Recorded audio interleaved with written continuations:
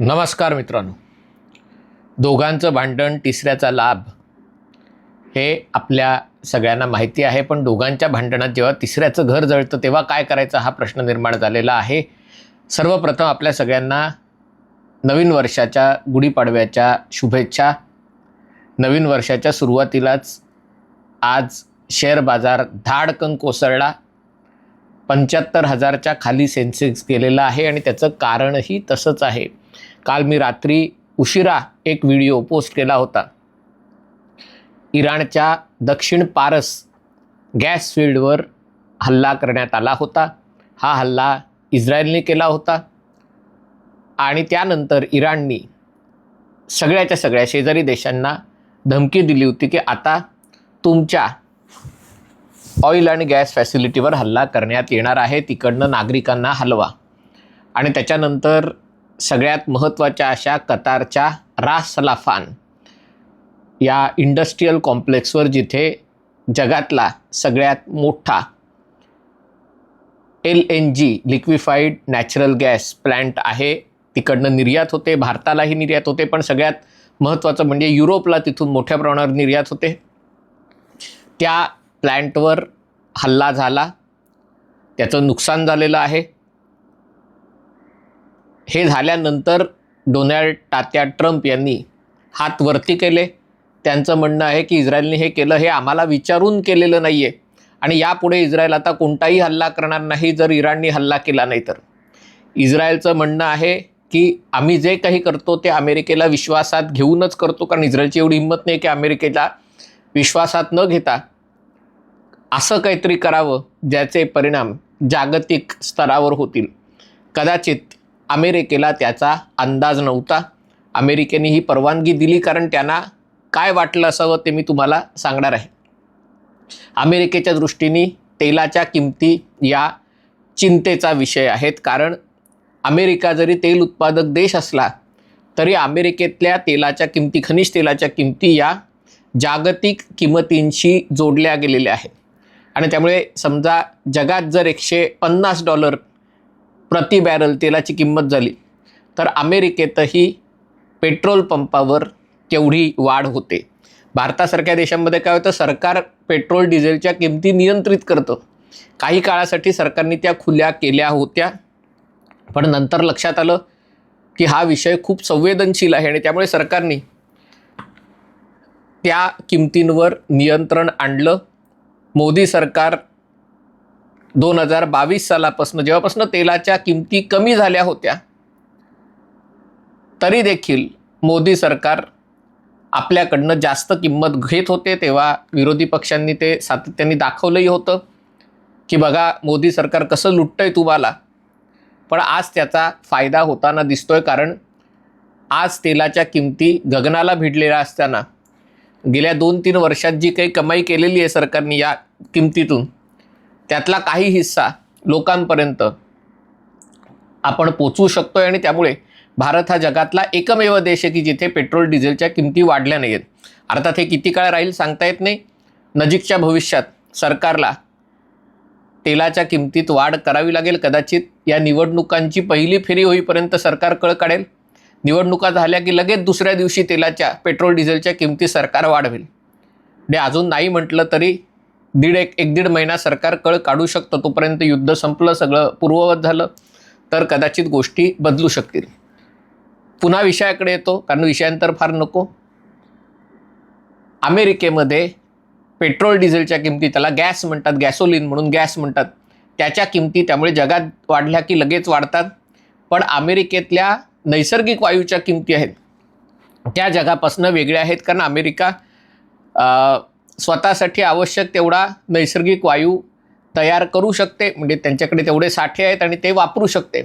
फक्त अमेरिकेच्या मर्यादा अशा आहेत की एवढी संधी असूनही अमेरिकेला त्याचा फायदा घेता येत नाही, कारण या नैसर्गिक वायूचं द्रवीकरण करून त्याचं निर्यात करण्याचं ते अजून तेवढ्या पायाभूत सुविधा अमेरिकेमध्ये नाही आहेत.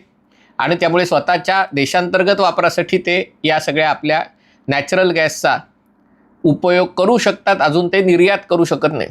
आणि त्यामुळे कदाचित असा विचार केला गेला असावा की समजा इराणला इशारा देण्यासाठी की तुम्ही जर नाही थांबलात तर तुमच्या ऑइल अँड गॅस इन्फ्रास्ट्रक्चरवर, खास करून त्यातल्या गॅस इन्फ्रास्ट्रक्चरवर, कारण ऑइल इन्फ्रास्ट्रक्चरवर हल्ला केला तर जगभरात परिणाम होतात, म्हणून गॅस इन्फ्रास्ट्रक्चरवर एक इशारा देण्यासाठी. असं झालेलं नाही की सगळ्याच्या सगळ्या गॅस जाळून टाकला किंवा प्रचंड मोठा हल्ला झाला, पण हल्ला झाला इशारा देण्यासाठी.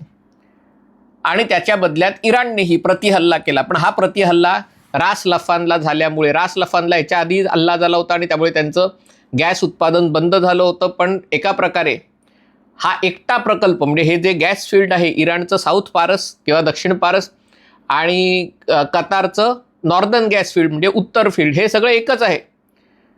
जी समुद्राची रेषा पर्शियन आखातातनं जाते त्या इराणच्या बाजूचा भाग आहे, तिकडनं इराण गॅस उत्खनन करतं. कतारच्या बाजूने आहे, तिथून कतार करतं. कतारला कालच मी व्हिडिओ केला होता, $120 अब्ज निर्यात या गॅस फील्डमधनं होते. कतारची पूर्णच्या पूर्ण अर्थव्यवस्था या गॅस फील्डवर आहे. आणि फक्त कतारची अर्थव्यवस्था नाही तर या गॅस फील्डमधनं इराकमध्ये जवळपास 30% इराकला वीज पुरवठा, कारण अनेक देशांमध्ये गॅसवर आधारित वीज तयार केली जाते आणि त्यामुळे इराकचा 30% वीज पुरवठा या गॅस फील्डवर अवलंबून आहे. असं म्हटलं जातं की याच गॅस फील्डमधनं इराणमधलं ताब्रीज आणि तिकडनं तुर्कीमध्ये गॅसची वाहतूक होते पाईपलाईनद्वारे. आणि त्यामुळे या गॅस फील्डला इजा पोहोचल्यास तुर्कीमधल्याही वीज पुरवठ्यावर परिणाम होतात. भारतामध्येही जो LNG येतो तो याच गॅस फील्डमधनं येतो आणि त्यामुळे भारतासाठीही हा अतिशय महत्त्वाचा विषय. पण सगळ्यात जास्त याचा फटका युरोपला बसू शकतो. भारताला फटका बसतो पण तो भारताला कदाचित औद्योगिक क्षेत्रामध्ये याचा फटका बसेल. पण युरोपची अवस्था अशी आहे की युरोपमध्ये साधारणतः एप्रिल अखेरपर्यंत किंवा मेच्या सुरुवातीपर्यंत उत्तर युरोपमध्ये थंडी असल्यामुळे तिकडे हीटिंगची गरज असते. म्हणजे रूम टेम्परेचर 24 डिग्री 25 डिग्री ठेवण्यासाठी त्यांना उष्णतेची गरज असते आणि ही गरज मुख्यतः गॅसमधनं तयार केली जाते. प्रत्येक रूममध्ये गॅस हीटर असतात आणि तो ऑन केला की आता युद्ध सुरू झाल्यापासून युरोपमध्ये गॅसच्या किमती दुप्पट झाल्या आहेत. दुप्पट. आपल्याकडे गॅस सिलेंडरची किंमत ₹60 वाढली, कुठे ₹100 वाढली तर लोकांनी बोंबाबोंब करायला सुरुवात केली. युरोपमध्ये गॅसच्या किमती दुप्पट झालेल्या आहेत आणि काल एका दिवसात 24 तासाच्या आतमध्ये हा हल्ला झाल्यानंतर 24% गॅसची किंमत वाढलेली. ऑलरेडी युरोपमध्ये गॅसच्या किमती बऱ्यापैकी जास्त आहेत, कारण एरवी रशियाकडनं ते गॅस विकत घेत होते. पण युक्रेन युद्धामुळे त्यांनी रशियाचा बहिष्कार केला आणि त्यांच्याकडे किमती वाढल्या. मग त्यांनी व्यवस्था केली की कतारमधनं त्यांना गॅस पुरवठा सुरू झाला. आता कतारमध्ये असल्यामुळे आपको वेट करना पडेगा, म्हणजे कोणीतरी काढलेलं की हे कतारमध्ये आहे आणि कुवेत म्हणजे आपको वेट करना पडेगा. जाऊ दे मी ते. पण त्यामुळे युरोपची सगळ्यात जास्त भीषण अवस्था झालेली आहे. पण सगळ्या जगाचीच अवस्था याच्यामुळे गंभीर झालेली आहे आणि आता याच्यातनं मार्ग कसा काढायचा हे कोणालाही कळत नाही आहे. ट्रम्प यांनी एका प्रकारे या सगळ्याला मान्यता दिली असणार, हे उघडे ट्रम्प यांचा स्वभाव आहे. आपण बोलायचं आणि मग नंतर म्हणायचं मी बोललोच नव्हतो, मी केलंच नव्हतं, हा त्यांचा स्वभाव आहे. आणि त्यामुळे ट्रम्प मान्यच करणार नाहीत की आपण परवानगी दिली होती. दुसरी गोष्ट, कतार हा देश छोटा असला तरी अमेरिकेतले अनेक जण, अमेरिकेच्या सरकारमधले अनेक जण, ट्रम्प सरकारमधले अनेक जण कतारच्या पगारावर जातात. म्हणजे पगार अमेरिकन सरकारचा घेतात पण दुसरा पगार कतार सरकारकडनं घेतात. आणि त्यामुळे हे सगळे लोक, कतारला जरा धक्का लागला की कळ यांच्या अंगात येते आणि त्यामुळे ही परिस्थिती अचानक गंभीर झालेली आहे. त्याचे परिणाम शेअर बाजारावर झाले, याचे दूरगामी परिणाम होणार आहेत. कारण आता आज असं सांगतायत की हा जो हल्ला झाला रास लफानवर, म्हणजे त्याच्यामुळे काय असं प्रचंड मोठं नुकसान नाही झालं, पण तिथल्या यंत्रसामुग्रीवर जर काही डॅमेज, इजा झाली आहे ती दुरुस्त करायला आणि गॅस पुरवठा पूर्ववत व्हायला असं म्हटलं जातं आहे मे अखेर होणार आहे. म्हणजे या किमती आता अशाच प्रकारे चढ्या राहणार आहेत आणि त्यामुळे तुम्ही कल्पना करू शकता येणाऱ्या काळात काय होतं. हे जर युद्ध वाढलं तर इराणच्या हातात हा हुकुमाचा एक्का आहे. याच्यामुळे इराणचं पण जबरदस्त नुकसान होईल. म्हणजे याची पुढची पायरी अशी होईल की जर हे युद्ध आणखीन असंच वाढलं तर अमेरिकेला एकतर इराणचं खर्ग बेट, जिथून त्यांचं सगळं तेल आणि गॅसची निर्यात होते, ते ताब्यात घ्यावं लागेल. अमेरिकेला असं वाटतं की हे बेट ताब्यात घेतलं, इराणची निर्यात थांबली तर इराण शरण येईल. पण इराणचं जर असं मानणं असेल की तुम्ही जर हे बेट ताब्यात घेतलं तर आम्ही या सगळ्या आखाती देशांच्या ऑइल अँड गॅस इन्फ्रास्ट्रक्चरवर हल्ले करू. कतारच्याही रास लफानवर हल्ले केले, त्याच्यात 5 क्षेपणास्त्र डागली होती, त्यातली 4 हवेतल्या हवेत नष्ट केली, 1 पडलं, पण ते 1 आहे ते पुरेसं आहे. आणि त्यामुळे हे युद्ध आता अशा ठिकाणी पोचलेलं आहे की त्याच्या झळा सगळ्यांना जाणवायला लागलेल्या आहेत. भांडण दोघांचं आहे, खरं तर तिघांचं आहे, पण भांडण दोघांचं आहे. सुरुवातीला त्याच्यामध्ये आखाती देशही, कारण या आखाती देशांनी अमेरिकेला आपले तळ बांधायला परवानगी दिली होती. हे आखाती देश इस्रायलपेक्षा इराणला आपला शत्रू मानतात, कारण इराणकडनं या सगळ्या भागात सुन्नी शिया, अरब, पर्शियन अशा प्रकारचं राजकारण करण्याचा प्रयत्न केला जातो. आणि म्हणून त्यांनी आखाती देशांनी अमेरिकेला आपले तळ उभारायला परवानगी दिली होती.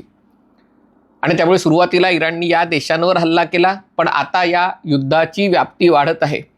इतर देशांवर हल्ला झाला नसला तरी या देशातल्या गॅस इन्फ्रास्ट्रक्चरवर हल्ला झाला, जो आत्तापर्यंत होत नव्हता. तर मग सगळ्या जगाला त्याचे भयंकर परिणाम भोगावे लागणार आहेत. हा व्हिडिओ आपल्याला आवडला असेल तर कृपया लाईक करा, शेअर करा आणि चॅनल सबस्क्राईब करण्याची विनंती आहे. तुर्तास इथेच थांबतो. पाहत रहा MH48.